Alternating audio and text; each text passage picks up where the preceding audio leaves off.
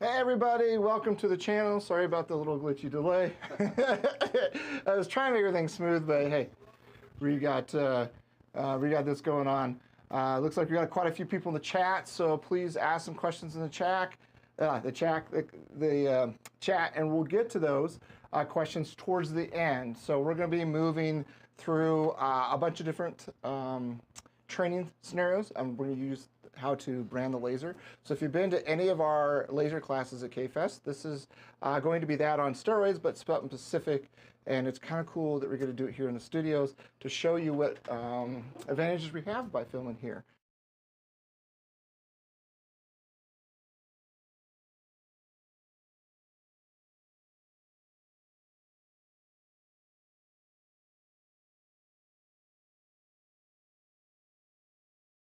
So it was perfectly warm.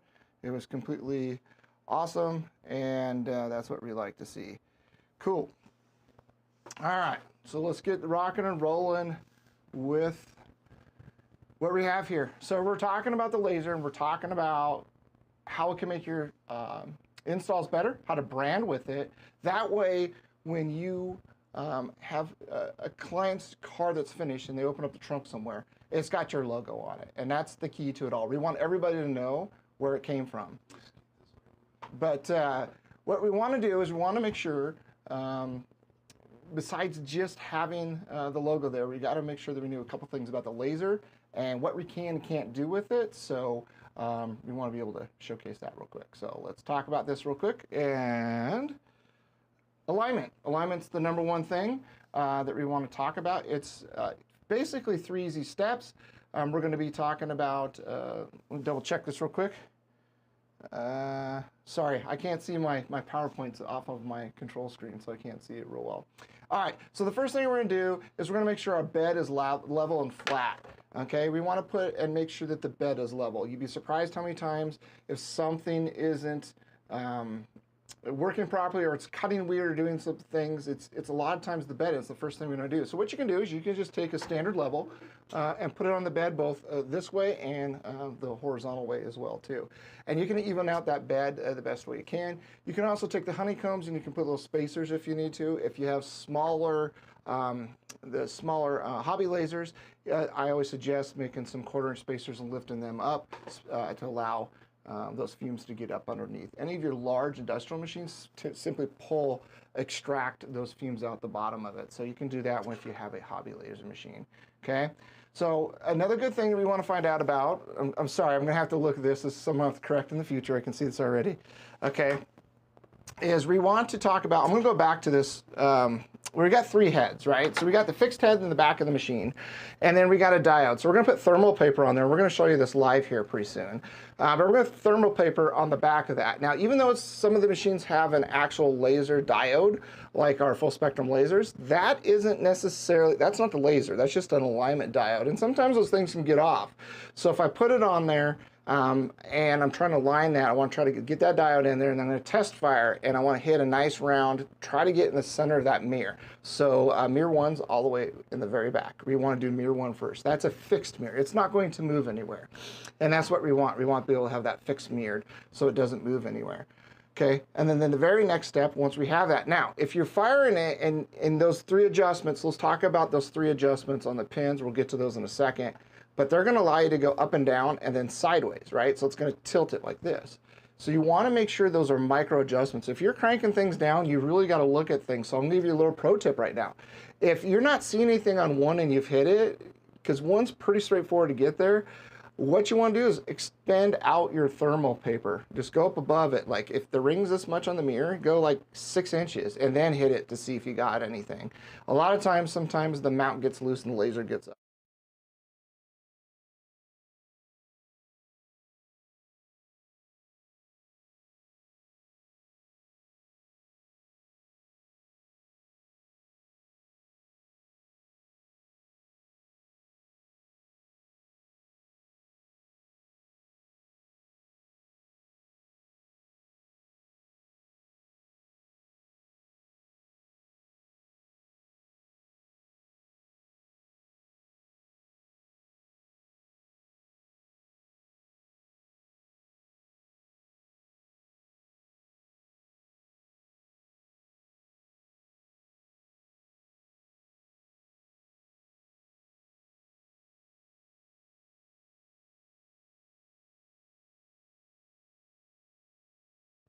Okay, now we have audio. All right, so we hit a button somehow, so we apologize about that. I can see that. Sorry about that. Appreciate the chat. I'm glad I got this teleprompter up here so we can see it, so you guys should be able to hear me now. Tell me if we got sound now. Okay, here we now. Perfect. Thanks, Mark. Appreciate that. And thank you guys for letting know. Sometimes it's hard to see, to grasp everything where we're at. Okay, so let's go back to 2. Is 2 sound about right? Mirror 2, right? It moves up and down the gantry, or not the gantry, it moves up down the slide this way. And then we get to the 3rd and 1, and it moves all around, okay?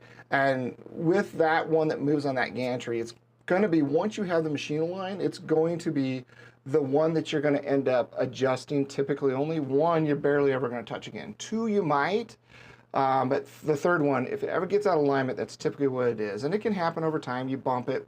Usually when I get something out of alignment, it's when I'm pulling something out of the machine and I smack it, because, you know, I'm in a hurry. I don't really care.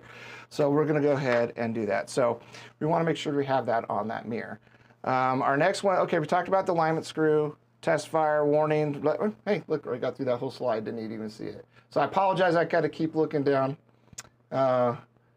So got a comment here from Mark. If it's way off, I use a whole sticky note or white tape to figure out where it's shooting. Exactly. We talked about doing that thermal paper, doing a 6-inch round one, and if it happens to be way off, it definitely helps on that. So let's talk about mirror 2, right? 1's in the back, 2's on the front. Mirror 3, we went through all this. I did it without seeing the PowerPoints moving in. Oh, there we go. Okay, the other thing is we want to watch for cone fractions, right? Deflection. So if it's going down the head, the last laser, it's on the head of the gantry. If it goes down and it hits that cone and diffracts, and you'll know that because when we pull apart, because we're going to show how to clean it tonight, when you pull apart and look down there, you'll see where it's been hitting if you have had a problem there, and you can get light refractions off that. So that'd be another way why your machine necessarily isn't cutting. But I can tell you from my experience, and I just noticed this, so this is actually perfect. I noticed it earlier today when I was cutting some stuff. I was having to turn up my speeds, and I took it apart real quick and looked, it's filthy dirty. So it needs a cleaning, right? Who wants to clean a machine, right? That's just the way it works. So I can tell you right now that we're going to do that, and we're going to show you that here down in the base studio here very shortly, okay? Now, we're going to get to the touchy situation. You know, Chris McNulty, he's the one that usually does our laser classes with the K-Fest, and we've been teaching sections of this every time. It's important, and materials are very important. And this is the most controversial thing in laser, and we've been through a million classes, Chris and I, where everybody wants to argue with us. Oh, I cut ABS all the time. You don't want to cut ABS, right? Because ABS and PVC is horrible. Oh, yep, there's audio clipping and then there's laser clipping. Correct. Thanks, Chris. Thanks for clarifying that. Yes, we got laser clipping. Now, hopefully I didn't say audio, but you never know. Hey, whatever. Okay, so we have ABS and we got PVC. It is not okay to cut. First of all, PVC is just going to melt on you. It's going to be chunky and ugly and melty, but it's got an off gas, okay? And we have to remember what those off gases are, and ABS does as well. And ABS off gas is horrible.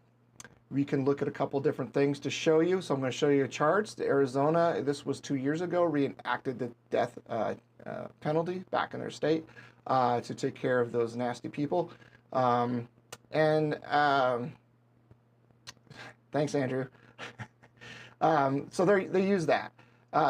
In honor of Andrew, we also talk about what the Germans used during concentration camps. These are off gases of both cyanide gas and the other one. I can't see the screen, so I can't tell you. But one's cyanide, it's like basically like mustard gas, okay? It's really bad stuff, okay? You don't want to do it in your shop because I guarantee you most of you don't have great ventilation. And I don't want to hear that you have great ventilation. It's chlorine gas. Thanks, Chris. Even if you've got great ventilation, you still don't want to cut it. Because the main reason why you don't want to cut it, because it kills your machine. Now, this example I've got here is from several manufacturers, but this is actually from Full Spectrum. It actually tells you not to cut it. And if you look the cons of why it does it, it says the machine besides you can die. Now, we've been in those classes where we're like, oh, I cut ABS all the time in it. Well, and you're a fool. I hate to tell you that, right? If you want to keep doing it, that's fine. Materials you can cut are up on the screen as well too. That's going to be your cast acrylics. It's going to be your woods. It's going to be you can do some leather. There's some different things, some tapes and things of that nature. But you don't want to do PVC or ABS. And we know that ABS, we use a lot of that in our industry, and you really don't want to cut that. Okay. because this right here is what it does to your machine. It corrodes it. It's chunky. It rusts it all out. Now, this is a machine that one of my instructors and I went down to a manufacturing plant, and we were teaching their new people how to use the machine. This machine made so much noise when it was moving around. It was like, it was horrible. It sounded like a two-horror building when you're walking on the thing that's about ready to collapse. And it just was so rusted and trashed. It's just not like regular rust. It's just, the metal's corroding. Basically, at some point, they're going to buy a new machine, and they've only had that machine for a couple of years. So you don't, they were cutting ABS on a consistent basis. You don't want to do that. ABS is not fun. Okay? So here's a great quote. I'm not going to tell you the quote because YouTube can flag me for some words in there, so we want to do that. But your famous Chris McNulty, my partner in crime for usually the laser stuff, this is something we live by.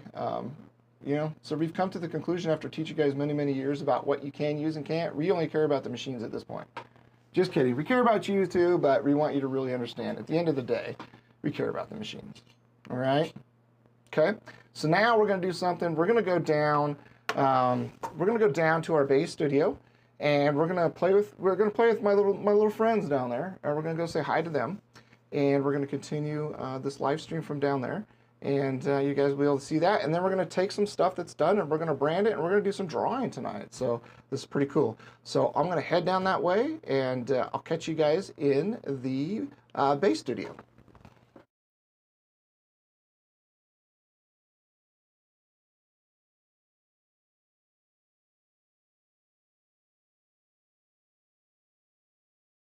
All right, here we are. The base studio, and I turned on the AC, so it's kind of good. I'm going to go ahead and fire up another camera here I got, and just to make sure that I don't run into some battery issues. Okay, so let me turn this back around real quick. Nope, that's going to be live chat. So this isn't going to do any good, but I'll just go ahead and throw this right in my pocket, okay?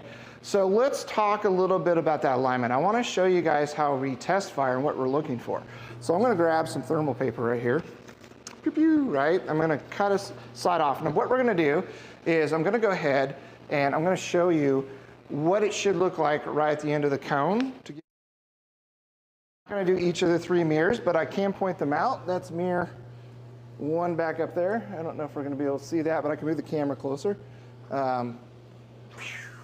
Let's see if I can get back in there. All right, that's mirror one. Well, that was a horrible shot. Oh, camera. Sorry, guys. Probably shouldn't have done that with this camera. Give me a half second here. It's blackout mode. It's blackout mode. All right, let me put this down. All right, so mirror one is right back up underneath. Well, that's not working out too hot. All right, we're going to forget that part because the camera is not liking being upside down. So we're going to go back to this view. But anyways, we got mirror one right back there. We got mirror two right on the upper part of the gantry, but let me switch that real quick. All right, so we got mirror two is right here, and then mirror one's back up in the corner. And I want to make sure that you guys can see that, but we're going to work on the head of the mirror because it's going to make a little bit more sense for you guys today. I'll get my little stool over here because I'm an old guy and I got to sit down. So here we go. We're going to go ahead and I'm going to peel this thermal paper off. I want to show you guys what this is going to look like. And we're going to talk about adjusting this mirror too before we tear it apart and clean it. All right. So I'm going to put this guy right on there, right on the tip, right? Just the tip. That's all you need to put it at. I'm going to go ahead and test fire this guy. And I'll test fire again. See if we got that in there, because I don't know if that did that or not because I have the light on. All right, you guys can see that. Oh, we lost. All right, give me a half second. I'm so sorry. We've got a cable that's bad. I can see this already. All right, we got a cable that's bad, so bear with me. It'd be no fun if I didn't have like a bunch of hiccups, right? Stupid cable. All right, so we're not going to touch it anymore. So I don't know if you guys can see this or not. Let me grab the light, see if I can make this show up a little bit better. See the focus. All right, see that little dot? It's not quite centered, but it's right there. So it could use a small adjustment. But you can see it's not like a half moon or anything like that. It's going to be the dot itself. So we want to make sure that we talk about that. So let's talk about this and where we have adjustments. So, and it's one of those things I forget because it always depends on where the head is placed. I'm going to back out of this just a little bit so you guys can see it. And I'm going to pull this light in here. I'm going to, give me a half second to make a camera adjustment again. I should have just left it where I had it set up for you guys. There we go. We're back at it again. Sorry. All right. Enough trying to get you a better shot. We're going to live with what we live with. So these are the 3 adjustments that we talked about. And it depends where this laser's positioned or where those screws are on the back of the heads. So this one back here, for example, I can feel it back here. These 2 are on the bottom of that mirror back there. So I always get mixed up, but basically one's going to make it go up and down, and the other one does like a diagonal. So kind of keep that in mind. When we're talking micro adjustments, we're talking you loosen the nut and just a ooga dooga, right? Just a little we'll get that going. So now let's talk about cleaning up this monster of a problem right here and showcase you guys what we need to do there for that. So we always use these great little lens wipes or camera lens wipes. You can get them anywhere. They sell camera supplies, including Amazon. So we're going to go ahead and take this off. First thing we're going to do is I'm going to go open this up. But we're going to go ahead and put on our jimmies right here, right? So we're going to protect, because we don't want to get oil in that lens anymore, and we don't want this lens to have babies. So we're going to go ahead and put some protection on our skin right here. The oil gets on that lens, it will definitely derail that lens. So I'm going to have this kind of ready for us. Okay, so here's what we're going to do. Is we're going to go ahead and unscrew the air first. Okay. Once the air is done, I'm going to take the 2 screws. Now each machine is going to be a little different, so you're just going to have to know your owner's manual of what you got to do. I'm going to drop this down. Now you can align this. I've got this pin mark, so I know roughly where that goes, but you could take a piece of tape and put here before if you want to make it right level, if you don't care about making that move or anything. You can do a pencil line if you want to keep that straight. Depends on how anal you are. So this guy right here that moves up and down, all right, we're going to take those screws off. This is the actual cone, and then our lens is right here. But let's go ahead and take this cone off first because I want to show you how dirty this can get from just basic use, really, to be honest with you. Okay, there's a screw, and I don't know if you guys can see that or not. There's a little washer. This is the reason why I always have a microfiber towel down in here, because when I fall, I don't want them bouncing down and going into the area where it collects all the other little things that I throw away, which we're going to get to in a second, because the problem is that it'll take forever to find it. It's going to lose the machine. So we're just going to slide this guy off. And the key to think about this, if you've never done it before, you're going to have your air inlet there. If you can see right there, you have a hole on that, an inlet, and you have should be an indentation mark right there that holds that on. But the big thing is to make sure that the air lines back up. Now, I don't know if we're going to be able to see this or not in here.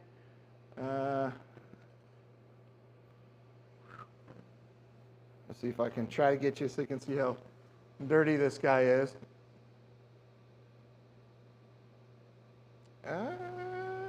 It's like a solar eclipse, right? Oh, look, it's an eclipse. All right, so it's really filthy in there. See if I can do it from the, I don't know if you guys can see that, but you can also see that I don't have any marks in there. There's no chafing or laser bouncing deflection marks on there. So I'm going to go ahead and grab my first clean wipe right here. And I'm going to go ahead and twist it up, and I'm going to shove it right down this hole right there. We're going to go ahead and switch that around. We're going to get this clean, or try to get it all the way to the tip.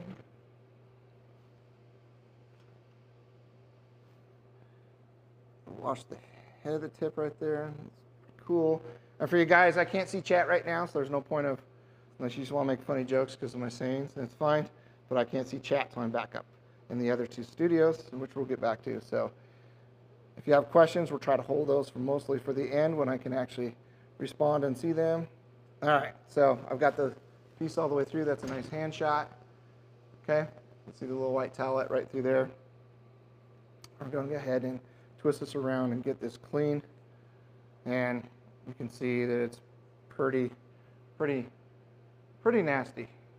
Okay, I'm going to go look with my light like I'm a jeweler trying to find if it's a real stone or not. And we got, I don't know if you can see that, we got lots of stuff there on the front edge of that guy. So it's going to be pretty cool. We're going to be talking a little bit more about some stuff. We've got some things pre-cut, but we're going to show you step by step and how we're going to cut and do some things. So I can show you real quick. We're going to show you guys on how to make this to go in your branded stuff. It's super easy, the laser. So we're going to get to that with some live demonstrations of that here shortly. But before we run, we have to learn to walk and read in to make sure we have proper maintenance on our machine. So we're just going to go ahead and, you guys get the picture of this, right? So we're going to make sure that this is all cleaned up. Okay, I'm going to set this aside, and then we're going to go ahead and put this over here. Now our next part is we're going to unscrew this part from a little sensor, and that's the auto, just so you guys know.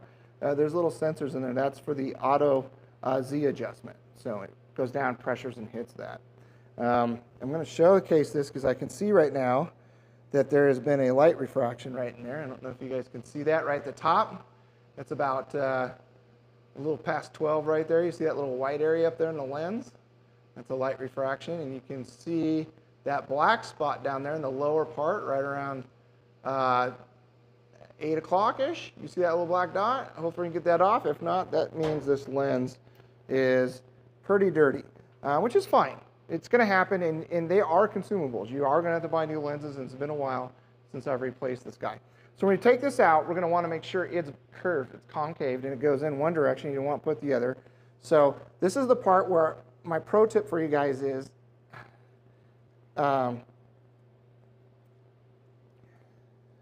give me 1 second here. My pro tip is go ahead and, well, go get a jar, I guess. Turn this on. Let me see. This might be different than the other one. Oh, yep, it's different. I got to slide that out. I got to go grab a tool real quick. Or, oh, yeah, you can really see the dirt down in there. See if do this one. All right. So pro tip is you can take your camera, your cell phone, when you take these out. I don't know if you can see the dirt down in there. But I'll be right back. I got to grab a quick little tool to make our life easier right here. And I'll keep talking to you while I'm doing that. So you're going to want to take a picture with your camera so you don't forget. I'm the type of guy that's like, oh, you know, not a problem. I'm going to remember which way this is, and then when I get it apart and I clean it all and I put it back together, and I'm like, oh, did I go down or up? I can't remember. And that's just one of those things, and then you start second guessing yourself, and then you freak out, and you just don't know what to do, and it's like, and you start thinking it's a bomb or something like that, and then it doesn't work that way. So there's a little coupler in here, if I remember right. It's been a while. Yep. So this is a little bit different than my other one. So, but you guys will see. We have 3 friends here. It's got a little indentation, so I'm going to slowly do this because I don't want to scratch the lens. And see if you guys can see this now. Okay, see that little indentation right there? I've got my little pick kind of tool, my Coke spoon, to unscrew that. So this channel, outside channel there, is what holds that lens in. So let me keep spinning this.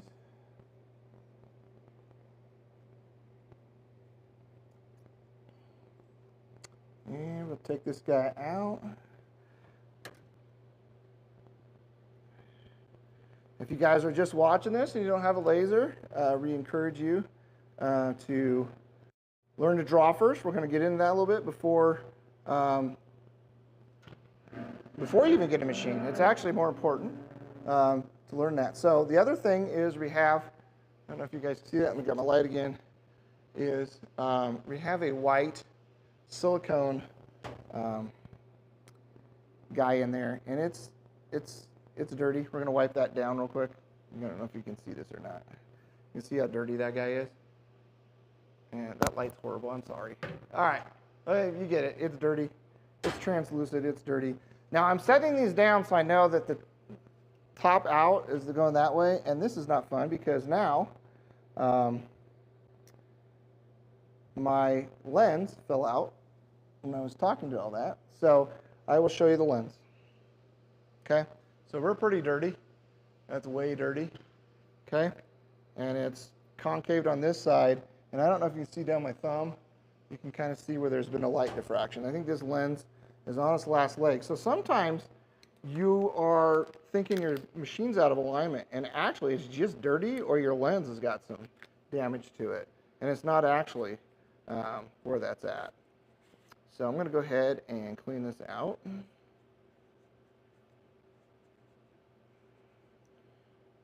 And this is where I'm going to get nervous, like we were just talking about. Now the lens fell out of there, and I don't remember which way it goes off the top of my head. I'm pretty sure I remember, but before I fire it up tomorrow and run it, I will double check.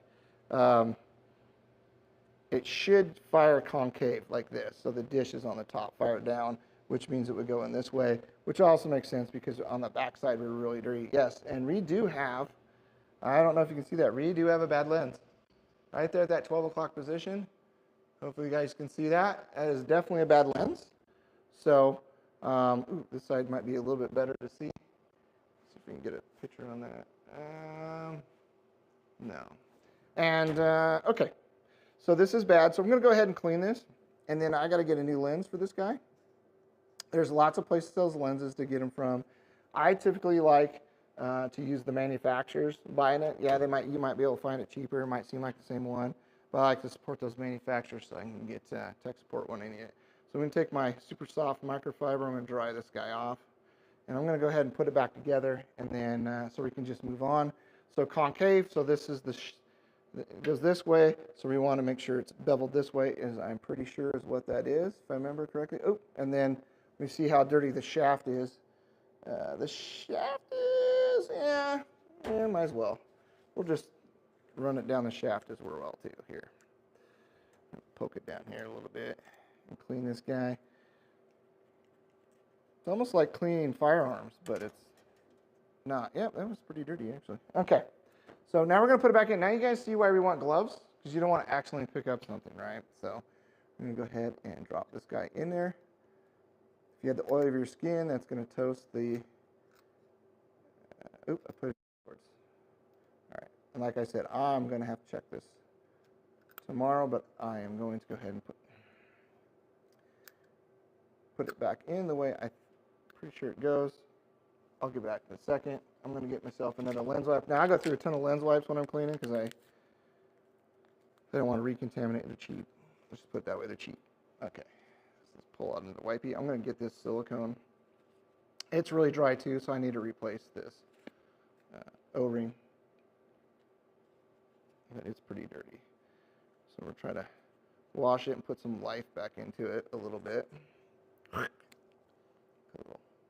little spit back on there. I typically like that. All right. So we have the lens.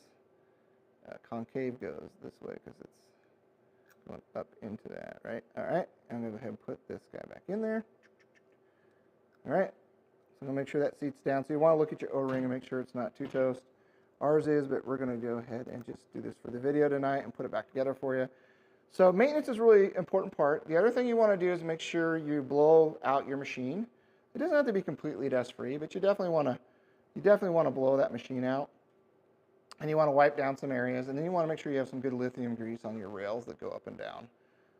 Is what you're going to want to do. So I'll go ahead and tighten this real quick, just so it doesn't fall out. All right, I can screw the head back on now, and we're just going to go in reverse order. Okay, I'm going to remember the hole. You want to make sure that that hole. Let's see if I can get some light back up in here. I want to make sure that hole gets up in there. We want to line that hole right there with that guy right there. And then our alignment pins should line back up. And I'm going to go ahead and put, these screws are the hardest to put back in. And this is the point where I about give up on my rubber gloves because I can't feel anything with them. So we're going to bear back this one in here. All right. Make sure your hole's lined up.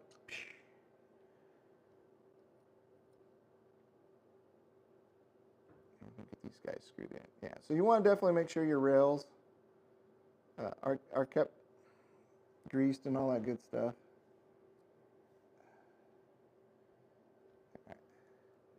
Slippery little guys. So hopefully you guys had a good day today. It was well productive, made some money. I know some of you guys got inclement weather. It kind of sucks. We don't have that here. I want to be careful that we don't cross-thread this going back in, because I felt that. All right, we got one in. Okay. Put number 2 in. So our next thing we're going to do is we're going to clean out our tray, and we're going to go ahead and talk about barbecuing with your laser machine. So let's just start this fun story. So I've heard over and over again about guys having fires in their shops with their laser machines, and I'm like, man, how does that do that, right? Like, that's crazy. How does that do that? And how are they getting that to happen? All right, so we want this like this. Autofocus in the front. Yep, that did it right there. So my word always says right here in the front, but I know because my air hose has got to go in here. And so everybody, I hear about all these fires, and I'm like, man, that's just so weird to me. Like, how do you get a fire? Because you guys can't leave your machines. Like, a lot of people think that they are another employee and they can just leave the machine unattended. You can't. You got to watch it and make sure things are always like, what are they doing that their machines are catching on fire? I couldn't comprehend why. I was like, are they throwing gasoline on there with it? You know, what are they doing? All right, so we want to make sure that goes up and down. Oops, let me make sure air hose here goes, seat's back on right. And I could never figure it out at all. And I was getting ready for Knowledge Fest. Oops, excuse me.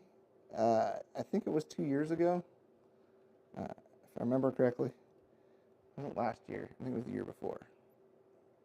Yeah, it might have been last year. Anyways, I'm getting old. I can't remember everything. All right. So it was last year, and I was making a crate. And I thought it'd be cool. All right, so we are all set. That's back together. That moves up and down. That's all there is on the laser. So we're going to now show you the next step, right, that we're talking about. So let me pop this back out here. Talk to you guys real quick. All right. So what happened was, how do you say this? I couldn't figure it out. Like, how in the world are guys, are you catching your machines on fire? Are you putting in there? It doesn't make a lot of sense. So I was like, wow, that's interesting. So I was like, all right, well, let's figure this out and how we're going to do it. So I was doing my crate thing, and I fell for the #1 mistake that we all do. And here's the mistake. I'm actually on the phone with Chris. I'm so excited. I'm cutting it so I can spray paint my crate, right? Because I just thought it was kind of cool. Do blue, red, right? You know, kind of those fun things, right? I got a laser, man. I want to make shit cool. So I tell Chris, I said, hey, I'm on the phone with him, and I'm mad because I used our logo was done by a graphics guy, and it's really, we play a guessing game. So if you take one of our classes, so it was like 38 minutes to cut. I'm like, dude, this should be like a 2-minute cut.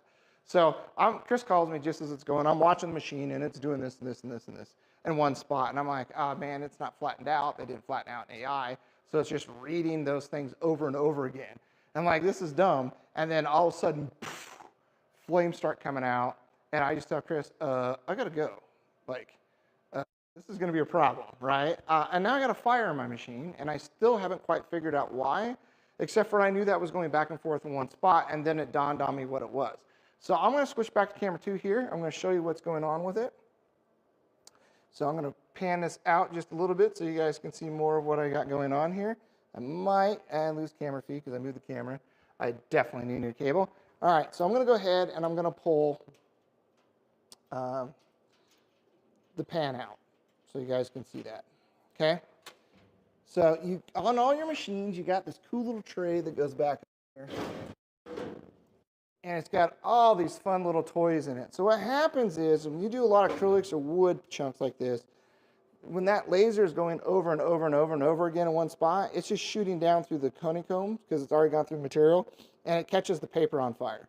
And so that was on fire, as you can see from my fire mess here, right? You can see I still got some residual campfire looking stuff right up there, right? So that's what happened. that's what caught on fire. And now I got to try to figure out how to put it out. And I'm not sure what to do. I'm like freaking out. And so the only thing I can think to do is grab water, which was the worst thing. But the good news is I knew where the fire was coming from. And so I was able to just dump some water in there and kind of just let it figure out what to do. But you got to remember, you got exhaust going out. So if you opened it up and you got everything's on fire, it could be a disaster. So what we've done, and I want to show you guys this real quick. We're going to move out to the next video, is you want to make sure that right by your machines, okay, see right there, we have a fire extinguisher right there, okay, and it's safe for the machines. I forget exactly what it is, but I'll get you guys a link to that. And then we got the Prepared Hero fire blanket. And I believe that the fire blanket is where the money is at, right? So if I have a fire again, I'm ripping that thing right off the wall and I'm just tossing it on here, shutting the exhaust down and everything and just let it burn. It's metal in there, so it's not going to burn the metal unless I have a ton of stuff in there. Now, this is pretty clean. When I had the fire, that thing was full. There wasn't really much stuff left to do because I can't tell you the last time I cleaned it because, that's what we do. We don't clean. So that's what we got there. So we want to kind of keep that in mind when we're cleaning the machine. As part of our machines, what I like to do is set a schedule. And when we get back upstairs, we're going to cover our step-by-step pieces of what we need to do so I can see what that is. So now let's talk a little bit about feeds and speeds before we get into this fun, cool little critter that we're going to do. Okay? So let's go ahead and pop up. Let me get this going set. So the feeds and speeds is we have a program that's going to do this, and they'll give you engraving, power, and speeds for your machine. So it's a test program, and you run this, and it's going to show you the best. So what you want to do is look around the back, what the best one's going to be. My number one thing is I want to get something that looks really good, the fastest way of cutting it, right? We got to get this job done. And so even though something might look perfect, I still believe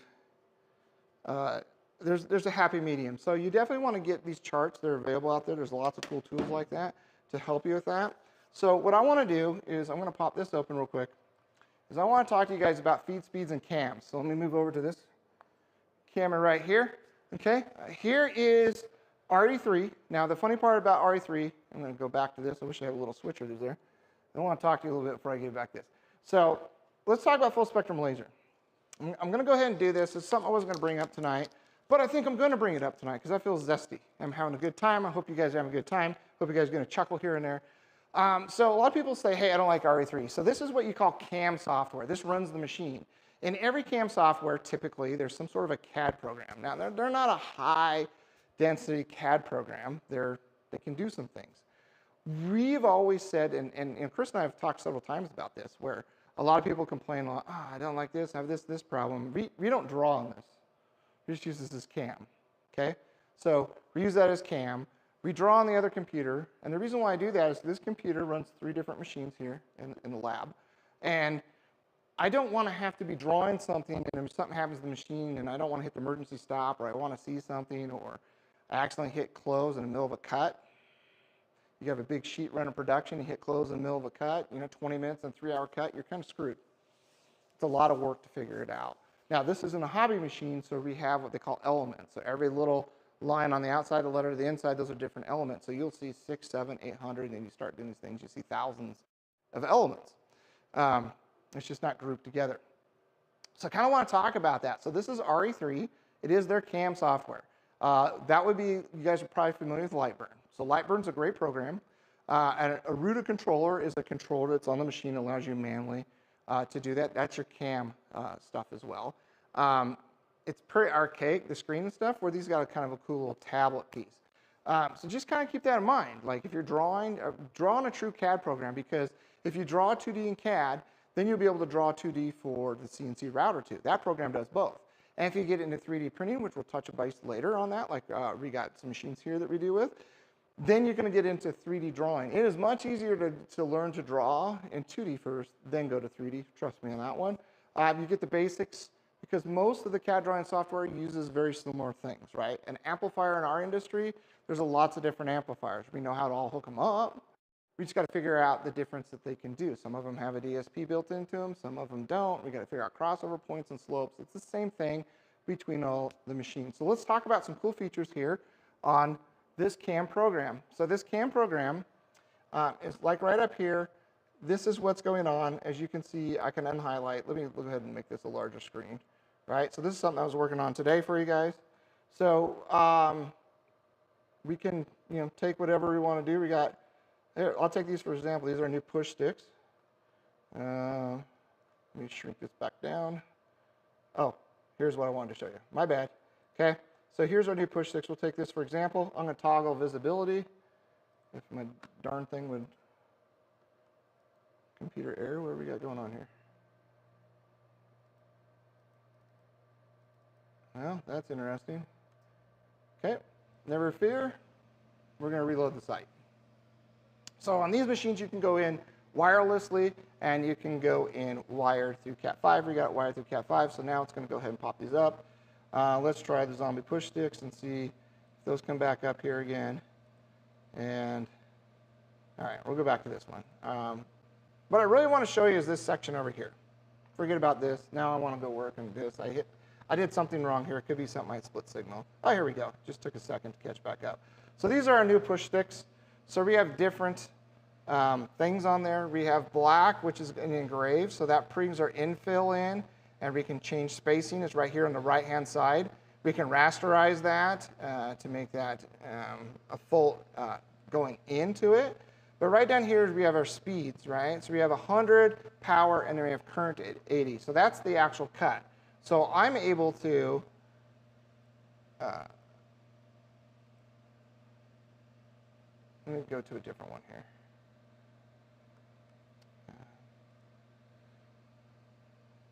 So I can coordinate colors to different what we do. So we always draw with, for example, we always draw with red is cut, black is engraved, and blue is score. So you can come in on the CAM software on the right-hand side, and you can pull that up. Let me pull this up one more time to different colors, right? You can choose your colors that you want, but you can preset a color. I had this all prepped so you can see it. All right, here we go. Let's come back to this, right? So on the right-hand side, you see black, and then green's our working layer. Sometimes that's a second cut layer for us. So I can set these up right through here. On the machine itself, this is the CAM software, and I can change this. So say if I want the green power to be 25, I type in 25, I got a number of passes. So this is kind of cool because if I draw it in color and bring it in, it remembers those colors. So we typically have that. You can also, you can go parameters too. Well, that's the engraving. We have a cost estimate down here on the right, which is cool as you put that in. We can also go to this, and you can see all the different colors, job run times. So this is kind of cool, but this is what CAM software is. Now, CAD software is the drawing program. So what we're going to do real quick is we're going to draw. We're going to take a little thing right here. We're going to draw. What we're going to talk about is how to brand the install. We're going to do that for you guys live. Take for a second for that to turn on. Pull up our menu. Get rid of the ads that pop up there, right? That's kind of how it goes. Okay, so we're going to go here. I'm going to put this on the screen for you guys so you guys can see it. And we're going to do it. So what we're going to do is we're going to make this piece real quick live for you, give you a demo. And what we're going to do is I'm just going to kind of hoo-hum and show you how it's done, of how fast, once you know how to draw. It's very, very important to you guys understand drawings, all that. Even if you don't have a laser machine you can draw, you can find guys locally that not even in our industry that can cut it for you. The drawing is the hardest part. Trust me on that. The drawing is the hardest part. So we're going to show you how to make this. So what we're going to do is we're going to make an outer ring, or we call it the pill, okay? And then we're going to make an outer ring first, however thick we want it. But we can do this one first. We can either grow it in or we can grow it out, depending on what we're doing. So what I want to do is I want the thickness of the ring, and then I want to pre-gap it. I'm going to pre-gap this for carpet and I'm going to vinyl. So I'll have two of them. So the concept is I'm going to have a bunch of these things made, cut up, and drawn. I'm going to have 3 boxes somewhere in the shop where I got one where the outer rings are already for carpet and the inner rings are for vinyl. So I have both of those, and then the actual logo. And the way this is going to work is we're just going to say install comes in, we finish doing a basic box, we're just carpeting it. We're going to grab that ring, we're going to glue it. We're going to show you this tonight. And then we're just going to wrap it. I don't have to fill it or anything. Wrap it and slap this in, and then your box is taken care of. It's logo branded with your logo. The second way to do it is the vinyl. Yes, I can put this here. We're going to do one with a little bit of filler. We're going to show you a trick on that. It's a one sand, one fill because we're not going so thick with it. We're usually doing an 1/8 inch so that we can get our vinyls there. And then we got some, I got a new project I'm working on. I'm really excited to show you guys. It won't happen tonight, but it'll be later on the channel. I have a pretty awesome idea that I had this morning as I woke up of what we could do branding-wise with the logo. And we'll get to that. So let's go ahead. I'm going to switch over to the CAM software. We're going to go ahead and we're going to draw this for you guys so you can see real quick. Here we go. So what we got is our open CAM software. All these on the left-hand sides are tools. Okay, these are all the different things we're going to do. So we're just going to draw a square real quick.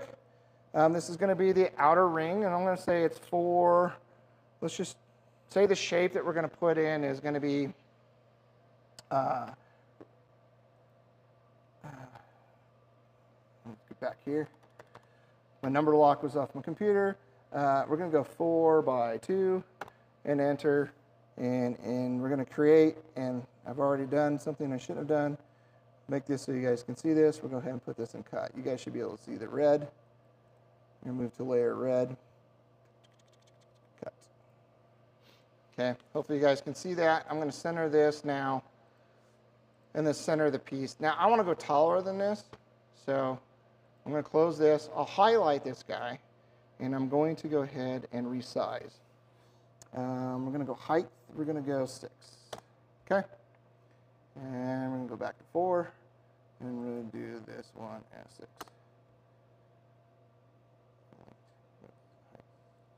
6.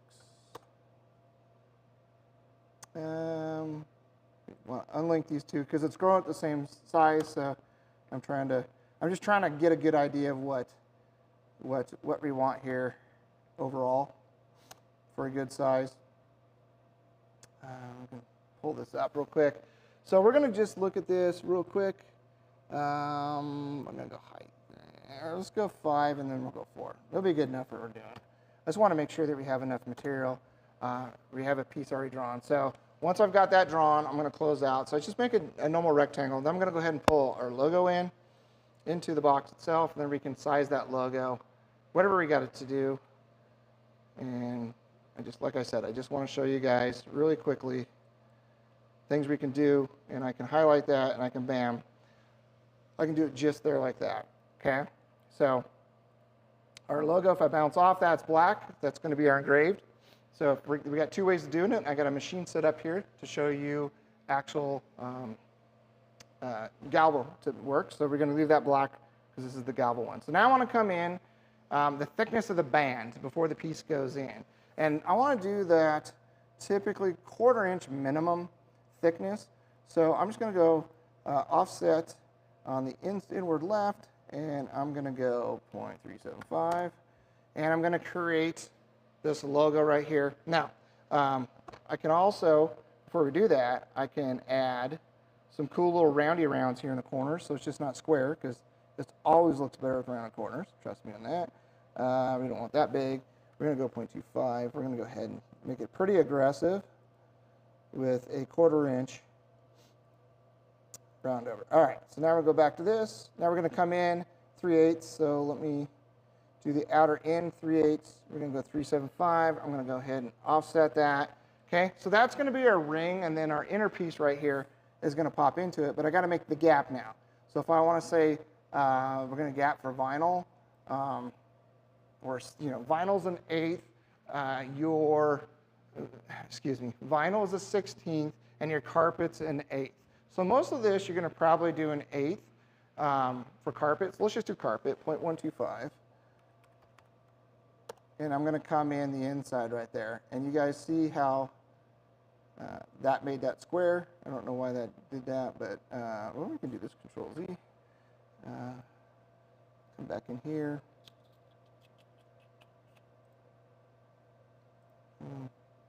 Boom, boom, boom, boom. Bam, okay. And go inside again, offset. All right, so now we have 3 layers. So that middle gap is going to be the thickness of the carpet. So we're going to cut all 3 of these, but we're only going to keep this band. I'm going to show you this, and we're going to keep this inside, and then we're going to engrave this. So that's how, as fast as easy as that is. And then we're going to transfer that over to our CAM software and then cut it out. We'll lay it out so we can get some more. So let's go ahead and cruise into the Fab Studio. I'm really excited to show you that, and we're going to showcase what that looks like to a piece we got. So let's go ahead and cruise on into the Fab Studio.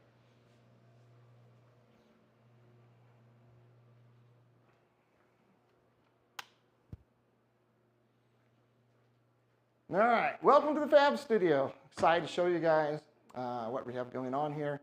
It's pretty exciting to be here. I can now catch up on some comments. So let me look over here real quick.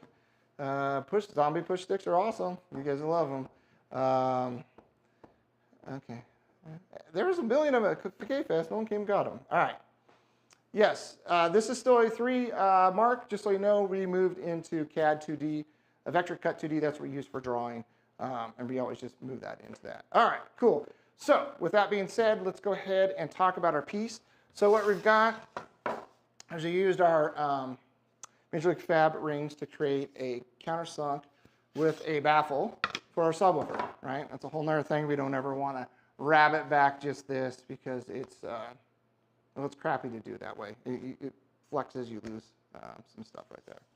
Okay, so let's talk about what we can do here. And I'm going to go ahead and give you a cut down view right here, what we got going on so you guys can see. It's pretty cool. We're going to be doing some stuff in here. We have a total of 16 cameras in our Fab Studio, so we're going to have some neat things that we can show you. So here is what that piece in different shapes look like. We actually did a square earlier, right? So you guys can see this square. I can pop that off, and then I can pop that ring. So this is ring for vinyl, and there's no way you're going to router that. So that's kind of cool. So we just get rid of that because we don't need it. And you could put this piece here in the corner, right? And then, engrave. We're going to get back to this. So hopefully I don't forget. I don't know if you guys can see the light camera.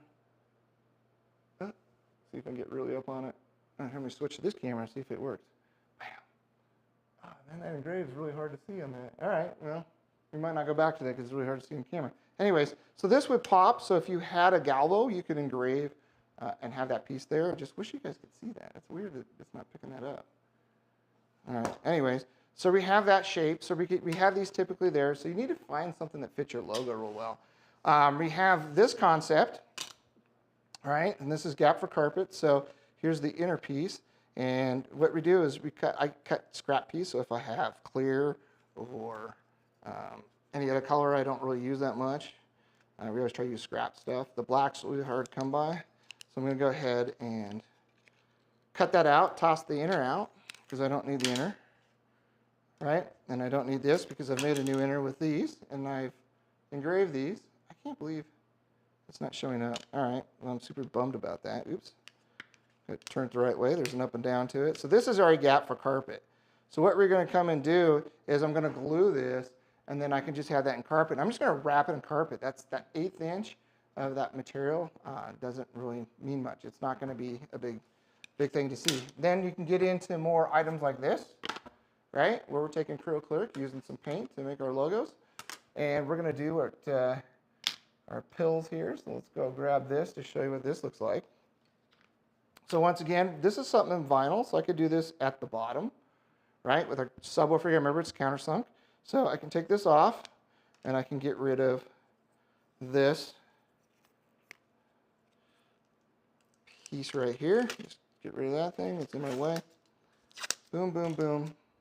Okay, that's this piece right here. So we get rid of that, and then we can glue this. But the cool part is to peel it and glue it before you put this piece, because you can accidentally do this, you know, like, oh, I'm hungry, feed me, I'm really hungry. Okay, so you want to make sure it's nice and level with that gap, and then you would come in and you would put your logo. Yes, that is reversed. So the way we do it is we peel it and repaint it, and then it looks nice and glossy. Bam, like this. And we're done. And then that would plop in there. So let's go ahead. Let's pick one that we think would look the best on this. I'm thinking maybe this one. I kind of like this, but I don't.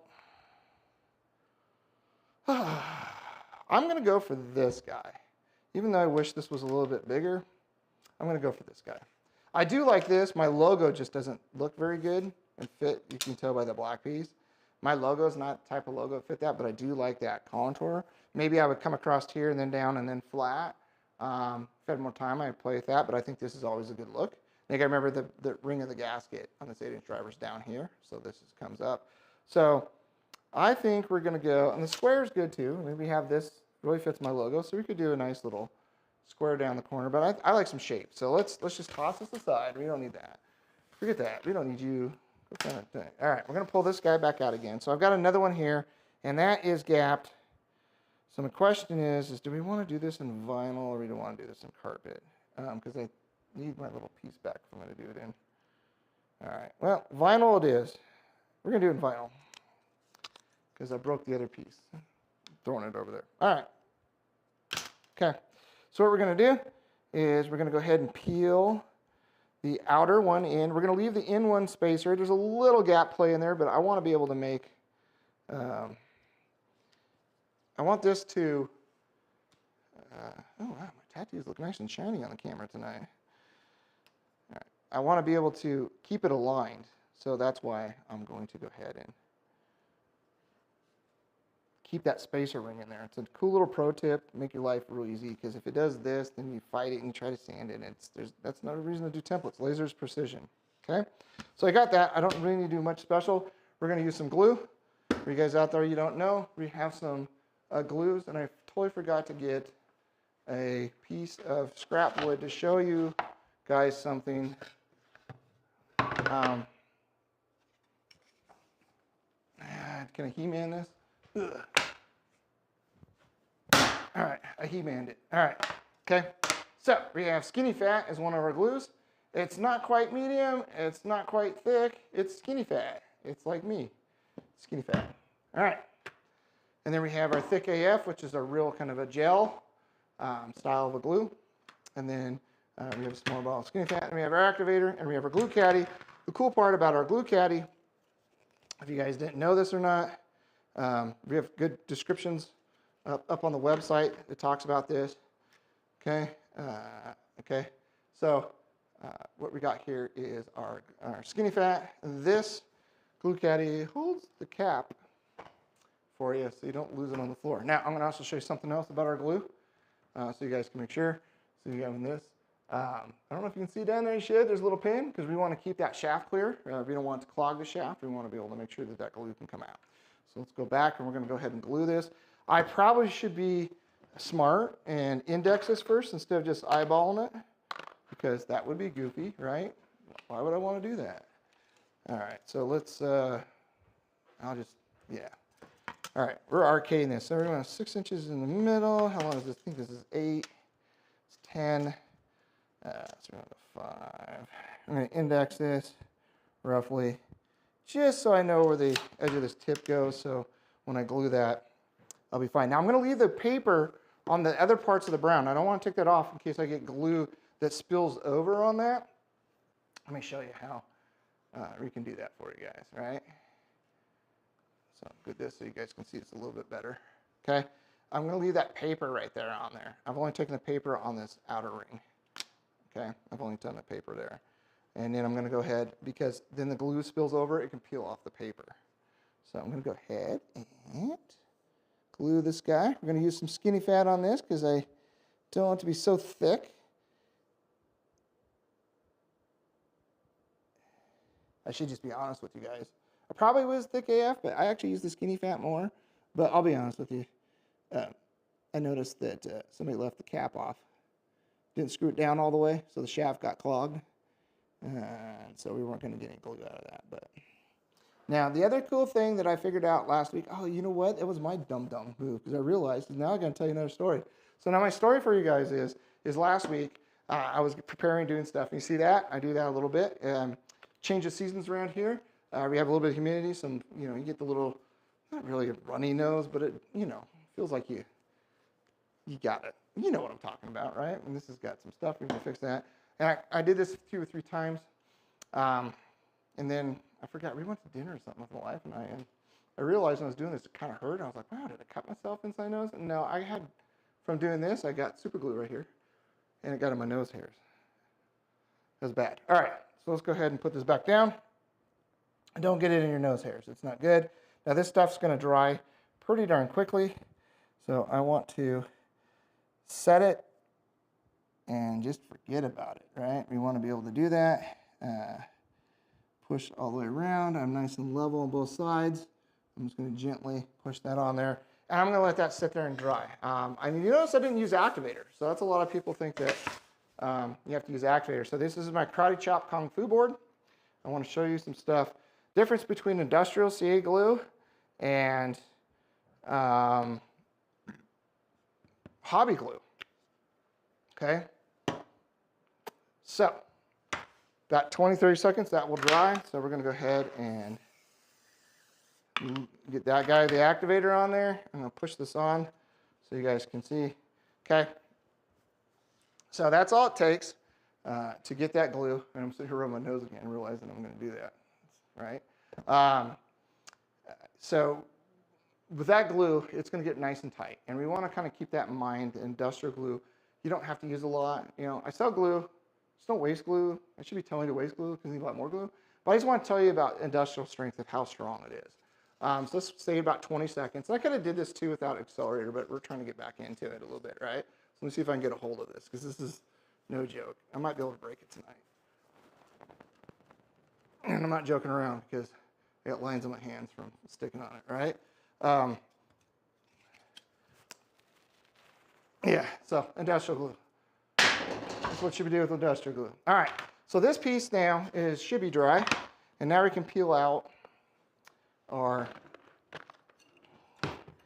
interior pieces. This is where it gets to be a little tricky at times because the glue, right? And I got too much glue somewhere. We might have to go to the old ninja trick, razor blade. Let's see if we can get this down in here to peel. Oh, peel on the outside. So much for the glue thing sticking. All right, we're still wet. Okay, we're gonna go ahead and finish letting that dry. I'm gonna get rid of the glue one real quick. Now it's all over my fingers because I told you guys not to do that. And we are, all right.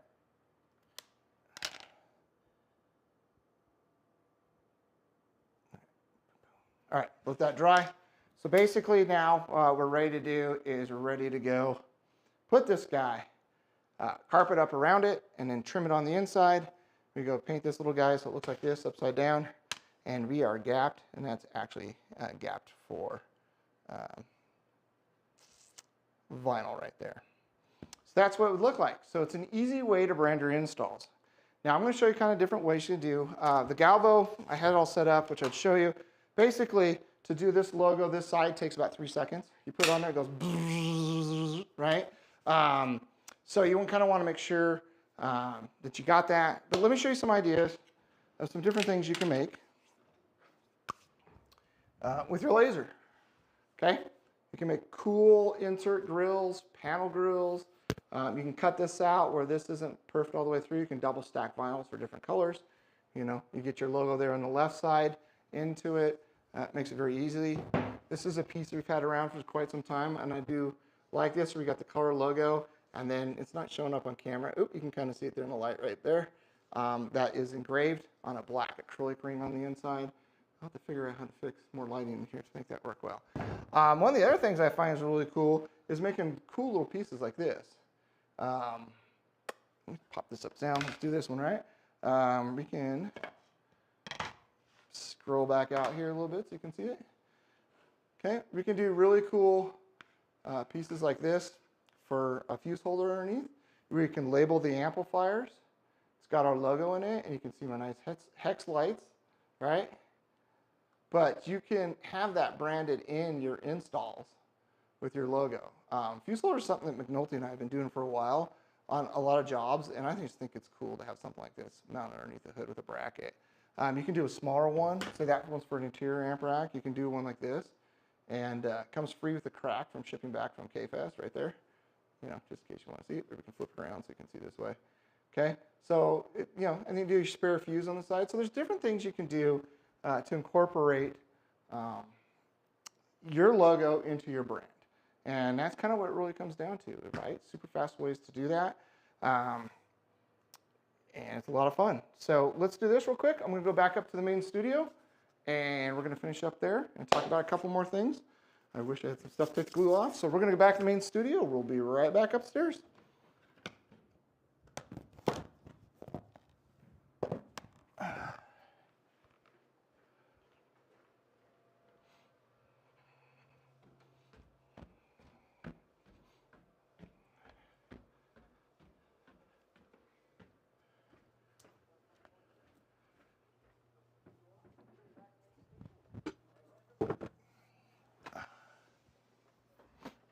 Let's see, where are we at here? All right, back up to the main studio. Let me get situated here. I'm going to go through. Oh, yeah, we covered all that. We don't have to worry about that anymore. All right. All right. Awesome. I'm glad you guys are still here, checking things out. I appreciate you guys being on our live tonight, asking a few questions, see what's going on. So now, before we do, let's ask some questions. Get some questions. And I got these parts and pieces back up here. I'm going to take a little drink to wet the whistle.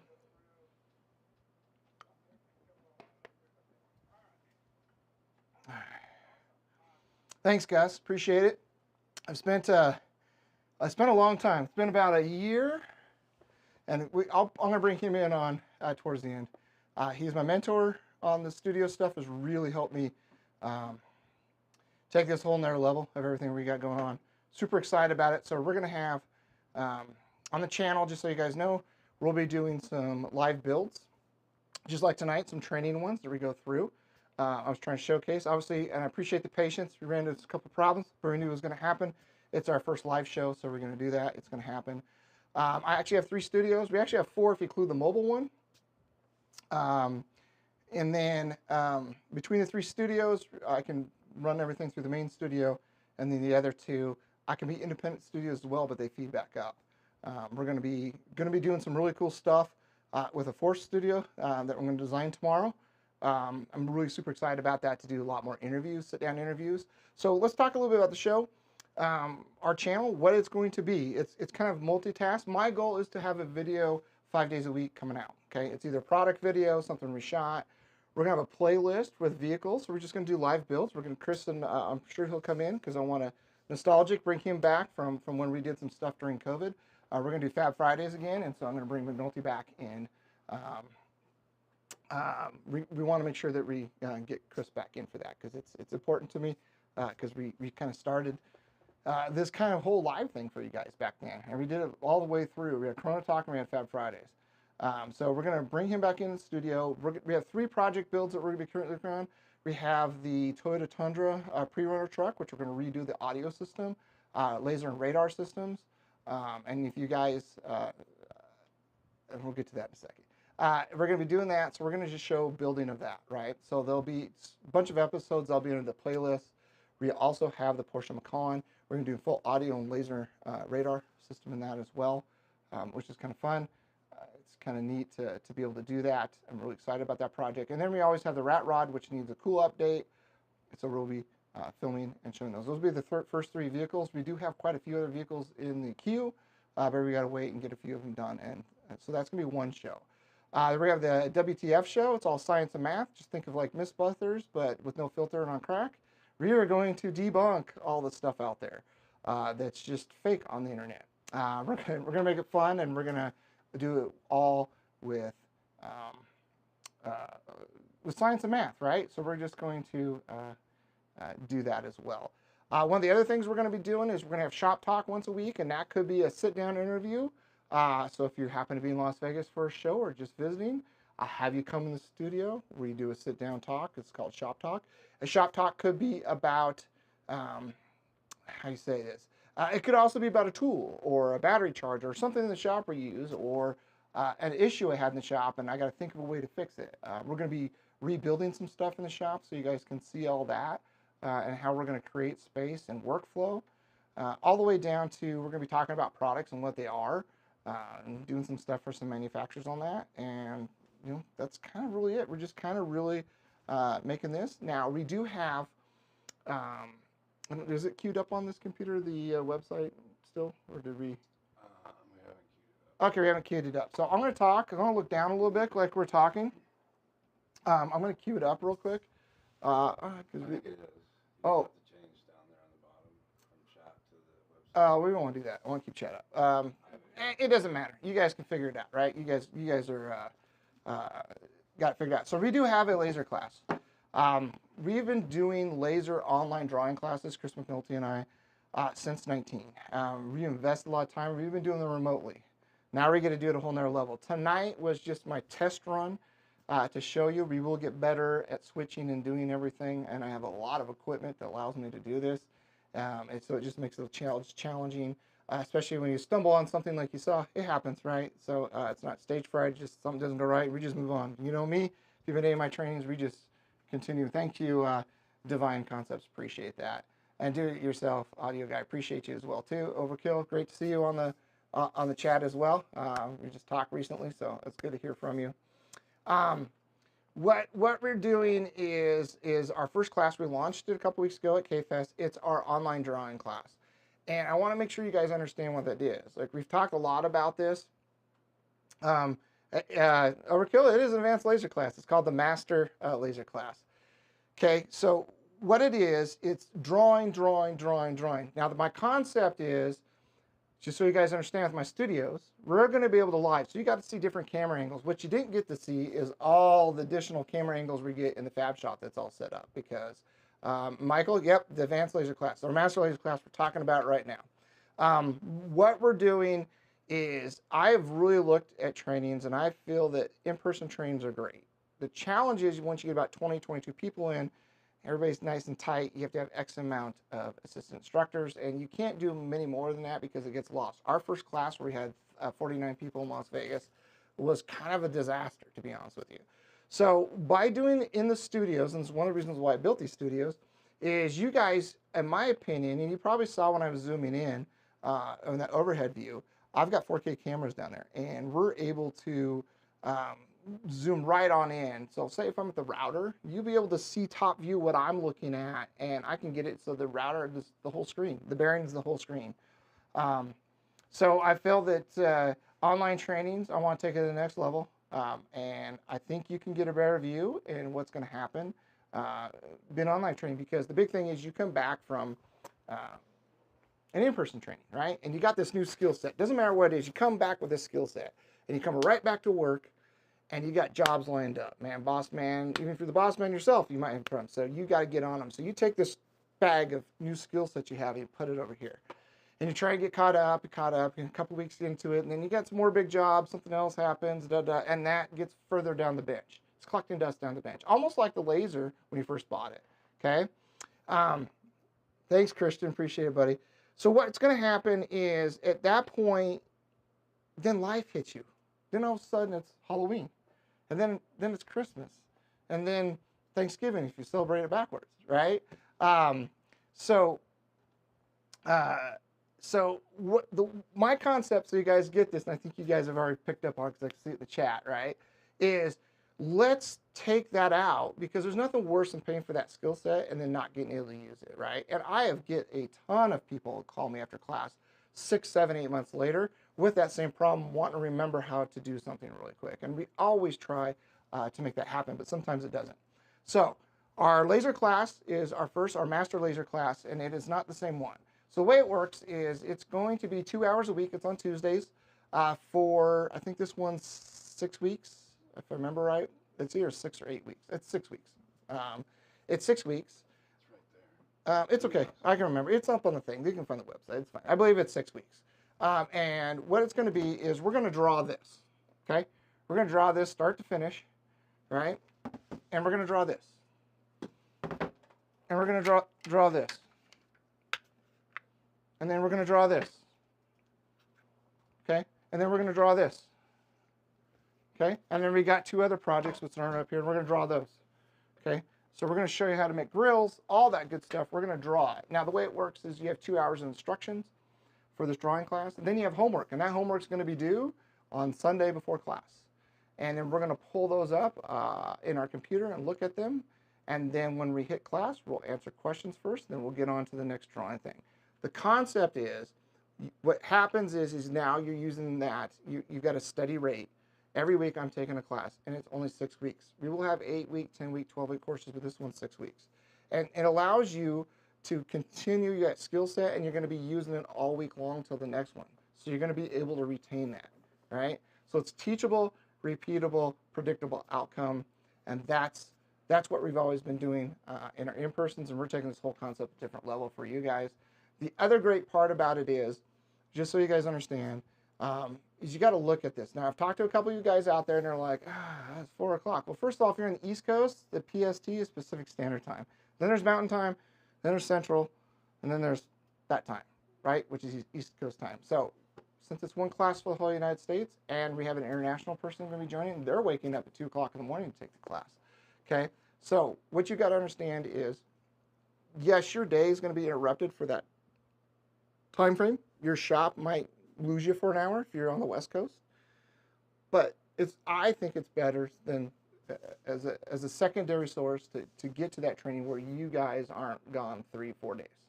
Okay, it spreads it out. It's easier to deal with. Like we talked about, your skill set, you're constantly practicing. I think you'll retain the information better because you'll be drawing consistently every week. So we have that. It's on the website, MajorLeagueFab.com. And just click the top trainings. I know the link right below the thing on the front page doesn't work. I caught that right before we went on air. I apologize. My website's actually horrid.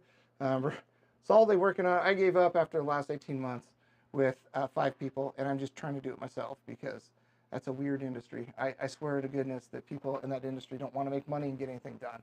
So we'll be updating that. But once you click that link at the top on the trains, it brings you right to it. It has our YouTube video that showcases what that class is. And then from there, you can sign up for it. There is a teardown piece on that, drop down, where you can add a teammate in your shop for less than half price. And on top of that, I want to make sure that you guys understand as well, I've got a coupon code for $200 off for you guys for joining our video. At $200, the coupon code you use, it will be pew pew, all lowercase, because, you know, pew pew pews, right? Pew pews, we all like lasers. I couldn't use the original one we had back in the day, which is sharks with lasers on their heads, but we got pew pew, okay? So we're going to use that code, and I'll get you $200 off the class.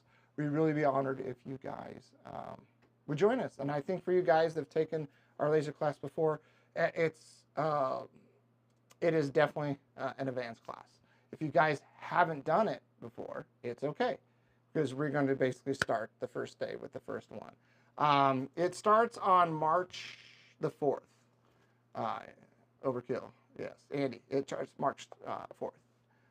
So that's when it starts, and it ends April the 10th or 11th, one of the two, and then I'm gone on vacation right after that. And so that's what we got going on. So that's our first class. We'll be having lots of other classes and concepts, so you want to look forward to. Before we get into some more chat stuff here that we need to talk to you guys about, if you guys please like and subscribe to the channel, just so you guys don't understand, I've never been part of YouTube that much. When you subscribe, you don't get a bunch of emails or anything. It just says you subscribe. And as we build an audience, and that brings in people that sponsor for advertisements, and that's where we make a little coin, which allows us to create more content. And that's what we're trying to do here. We're trying to create content all the time for you guys, and this allows us to do it full time. So Johnny, we're going to take up some. He's up there. Yeah, I see it there. I don't see it up in the Elgato piece. All right, so Johnny, yes, we are painting Atlantic. I like that. Is that? Never mind. I'm not going to go there. Let's see. Direction. Let's go back. I'm going to go. That's your chat. You can go up and back. Oh, okay. Back up a ways. Yeah, you're back up away. So I'm going to get back to some of these real quick. I want you guys to fire these questions and answers. So I'm going to go back a little bit to somebody talk about painting the backside. It's right up here. Yes. Let me find it here, right here. Yep. Yes, we do paint the backside of it. So we score it, repeel it, repaint it. There's a lot of tricks to it. That could be a class by itself, 1 2-hour class. So we'll get back to that. But that's something we also cover in our advanced class as well too. So you guys have that. Colton, that's good. And tricks for making your laser head plumb. A laser, just make sure you get it nice and straight. Shimmy it if you need to. If you have a problem with that, give me a call. That's kind of interesting. I've never had a problem with the laser head. The bed is usually what we find that's not level. So throw a level on your bed to make sure. Let's see what we got here. We got Any tricks from? Okay, I see what you did. Sorry, I'm still trying to learn a few things on the fly here. Oh yeah, you guys will see the studio sometime soon. Someone wanted to know that was real brick behind you. Yeah, that's probably Chris. He knows it's not real brick. Yeah, that's my acoustical foam brick. It's nice. I'm going to change a different color. I'm actually thinking about adding this over, doing wood slats, and change a different color. I do like the red brick, but I also think a dark gray would look kind of cool. Okay. I don't know yet. We're getting some light refractions in here, right? So you learn, once you get one thing done, you learn about a ton of, so what you don't know is my studio in here. We have two lights that are off. We have the backlight, and then we have an overhead cam in here. We have a different angle here too, but we're only using this one tonight. We have 1, 2, 3, 5 lights in here, besides the glow on the back. So, Lynette said this right here. Lynette, this direction that no insurance. Thank you very much. I appreciate that very much, Lynette. There's a lot of thought process when I went down this bone. And give you guys kind of a little bit of story about it. I went to Long Beach, saw Solomon Daniels. So if you guys know who he is, you guys should know. If you don't know, during COVID, he started a podcast studio where you go rent out 3 different studios out there. And I went to go do a interview with a podcast that they used that. And it was cool. I got the bug, man. I got the bug. I can't say it. And then as I started to build and try to do things, I had lots of questions. And then that's when I reached out and I found Keith's channel. I'm going to bring him on before it goes, even though he knows that he didn't think he was coming on today. Okay. And I had some questions and he was able to answer that. He's been my mentor on that and revamping this and changing things. And I think I'll put a link to his podcast we did last night. Because we covered the studio pretty extensively, which we'll do. We'll do a full studio tour for you guys. But, if you guys have been around me long enough, I think outside the box. So I've done some pretty crazy things that... Colton says he'll be there. Yeah, cool. Some pretty crazy things that people said I couldn't do. So that's just the way I work. So, yeah, we got that. All right, Richard. So, but wait, there's more. Now, how much would you pay? That's a good sales pitch. How much would you pay? What's the value? I think basically, McNuggets and I talked about this, right, Chris? See if he says anything about that. McNulty and I have talked about this before, and Richard knows a lot about it as well. We've been bouncing ideas about, and Colton too, we've been bouncing ideas around forever. And we will. When we do some other trainings, we're going to kind of make a cool promo video. But I also do believe online, in my studio, you'll get a better viewpoint of everything. It's going to be super awesome. That's the best way to say it. Like, you got every inch going on. You're going to be able to figure it out. So just like you're there, but a better frame. You don't have travel, okay? So I think what Richard's talking about this is you don't have travel. So you're going to save $450 there. If you come in town for a 4-day show, or you guys can spend minimum 3 nights. That's $150 a night. That's another $450. So that's $900 right there. And then you got Uber back and forth. You're probably going to spend a couple $100 like there. It's $1,150, and you're in Las Vegas. We won't even talk about the gambling and anything else you can get yourself into. Then you got some dinners that you got to buy, right? So you're $1,200, $1,300, $1,400. But the problem is what you guys might not think about is all the money you're losing by not being at work, right? If you're the shop owner, you got downtime. If you're the employee, you got downtime, and maybe you get paid by your shop, maybe not. You've got that downtime. And then on top of it, you're away from your family. And I'm a new owner of a dog. 54 years old, I get my first dog. 53 years old, I get my first dog. Hadn't had one since I was 19, and I realized there's a lot of things going with the dog. Like, I got to make sure somebody's home to take them out and stuff. So you don't have to worry about finding something for your dog or your cats and your family and your kids and disrupt your home life. It kind of squeezes in. So I think it has a huge value. I think by the time you add in all those expenses, the class is more than free, which I think is kind of cool, right? So that's kind of a concept to look at it. And we're always here. This is what we're dedicated to now. This is what we're doing. For you guys that don't know, we shut down retail, I think it was almost 2 years ago. And we've started my journey here. And then Vegas Hard Bags, for you guys that don't know, that's my other channel to go to, where we make Harley Davidson parts and pieces right now and resell things. We got lots of videos there as well. That's what we're doing, man. I'm super excited you guys came out and support us tonight and seeing what the live's all about, and please share with everybody you possibly can. We're going to get some more questions here, so throw out any questions you want to throw out here. And I do want to thank, I'm going to do 2 things. I've thought about saying this, I've thought about saying this. So this is kind of a makeup show from Knowledge Fest. There was some, I don't know how to say this the polite way. I would just like to thank Jordan from Truly and Jeremy Katz for their behavior that allowed this to happen. Instead of being at the show teaching you guys this, it was on the way. I made the announcement the next day that we're going to do this after the class was canceled. And you know what? It worked out better because now you guys got to see the studio. I had to do it a little bit sooner than I wanted to. But you know what? Like Chris McNulty and I have been talking about, just hit record. So you guys get it. It's coming. It came out faster, and we're super excited about it. And thank you to my wife for pointing that out on the ride home Friday night after the show. She said, "Do it in your studio." And I'm like, done. And I made some arrangements for that. So it's super cool. I'm glad you guys be part of this. Like I said, we know it's a learning experience. I appreciate that a lot to understand. We're going to stumble a little bit, but it's just like anything else. It's no big deal. We'll take any kind of comments here. Any questions, feel free to ask a question now. That's what we're here for. We want to make sure that we have that. Looks like we're actually kind of only 6 minutes over what a normal K-Fest class would be, and I think this is way better than a K-Fest class. We got Canadian Love. Love it, brother. It's good to see you, man. I didn't see your comment earlier. I'm sure you commented earlier. I see it over here, yes. How you guys doing up in Canada? It's cold still? Which one is that? Yes. Yeah, Ink Rides. It'll come to me in a second. I know who he is. He's in Canada. Audiocraft. Andrew, thank you. Appreciate that, man. If you guys that have known me for a long time, you know my passion's teaching. My passion is sharing everything.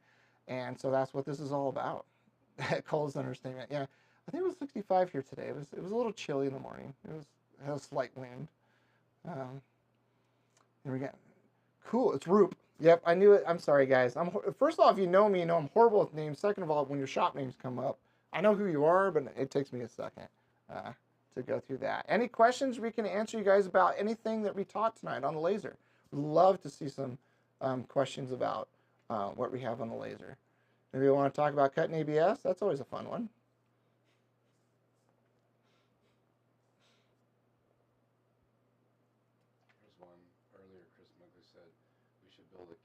Yeah, we could build a Kia. It's definitely a possibility. We could build a Kia. We could build his Kia. Jazz Field says, good to see you back. Yeah, it's great to have you back, Jazz. It's awesome. Great to see you again, my friend. These are a lot of these guys are students that have come before to our classes, so they're great people. They love. Did you get the alignment tool? No, I don't. Quite, I think I understand what you're asking, but no, I don't have the alignment tool. Are you asking about the one I'm building? It's not done yet, if that's what you're asking. Does the Glowforge need the rails lubed? It's been a while. I'm sure it does. You would have to read the manual. I'm sure anything that moves, you're going to want to put some lithium. Don't go thick because then it just bogs up the difference on the Glowforge. And the Glowforge is an awesome machine. I still wish I had mine. You know, McNulty and I talk about this all the time. It's a great machine. It really is a great machine, and that bed is a size that we cut a lot on. I do production work now, so the bigger bed really helps. But the Glowforge is an awesome little machine. What's the difference between CO2 and the Galvo? Very good question, Andy. The CO2 laser is the big format laser that we were cleaning, so it can engrave and cut and all that good stuff. A Galvo laser is basically an engrave only. Acrylics, metals, laptop covers, you know, anything you want. That's what the Galvo does. It's an engrave. The one I have is only a 6x6. It makes some a little bit bigger, but that's the only way of going that. MOPA. Are you doing any CNC trainings at all laser? That's a great question. We might be doing a CNC router class shortly. I haven't kind of put my mind on that one. That one might be doing remote because I don't, in my shed in my studio here, I don't have enough space for a CNC right at the moment router, but we can definitely do that. But basically what it comes down to is the drawings are the drawings. You just have to do the tool paths once you're done with the drawings. So that they could literally be an add-on class. It's a tool path and then set up the machines. And we can get a hold of Paul, one of our assistant instructors, because he's the guy that usually helps us with that. 5-year strong years, yep. You know, Glowforge is as long as you clean your machines and maintain them, it's fine. Now you got to remember that tube is a consumable. Okay, so a lot of guys freak out about the tubes. It's consumable. It will go up in smokes as you start using it more.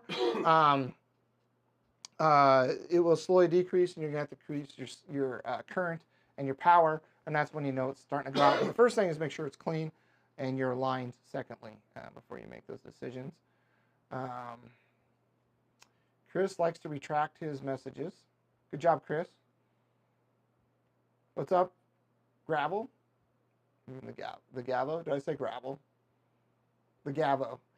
Yeah, so the good part is there's an open box and a closed box Gavo, and when you go to purchase it, how do you say this? When they say, hey, do you want an open box Galvo, we have a great deal, and I'm thinking it's an open box. It's been slightly used, whatever. I don't care. As long as it works.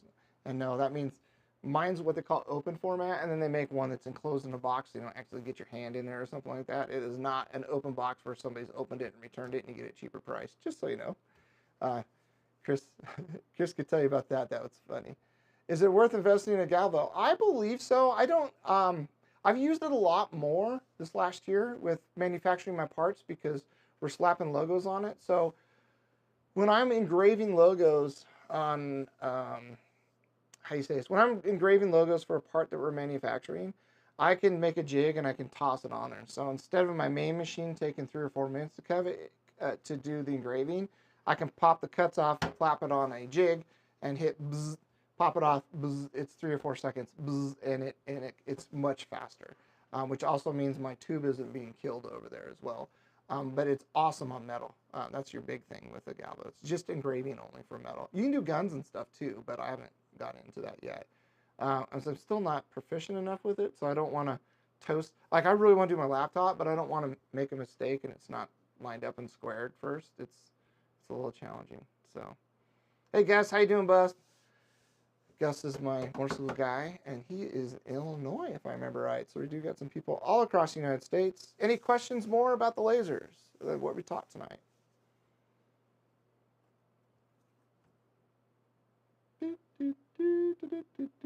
All right, cool. Well, I'm going to slide in my mentor here. This is Keith Bennett.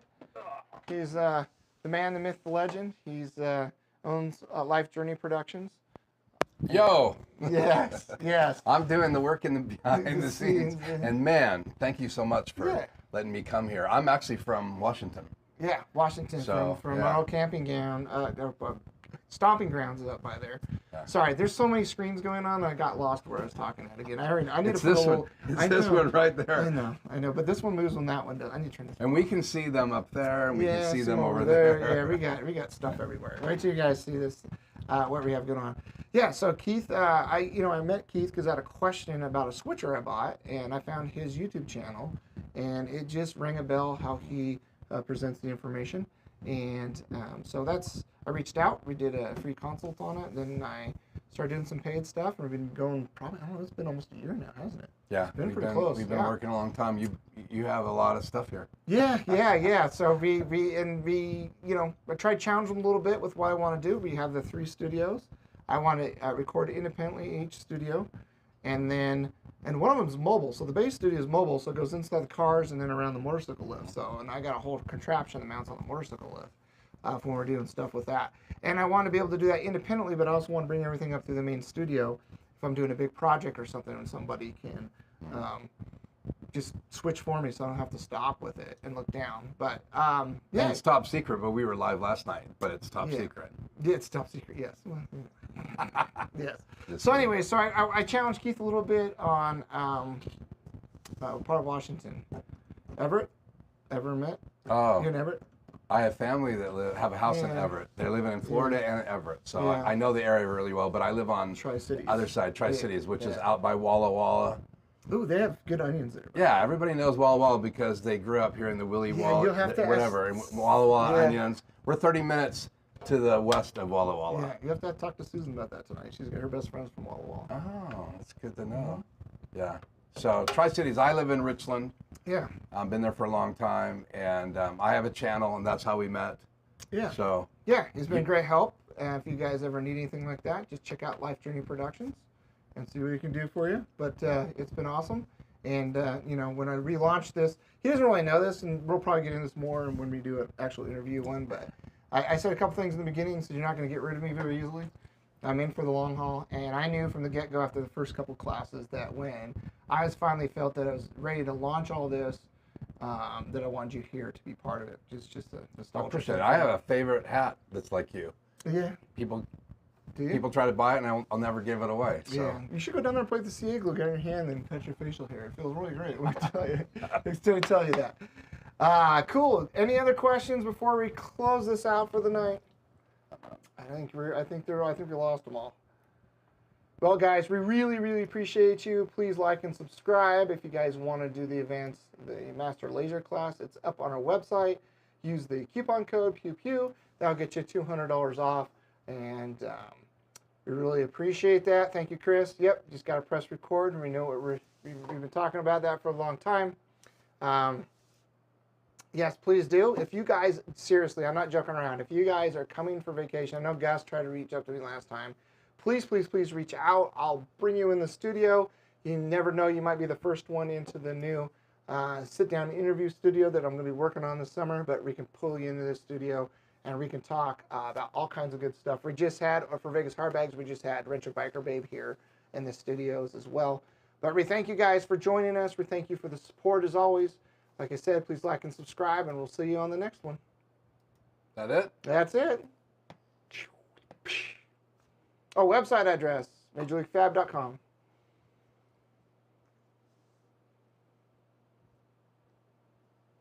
Is that it?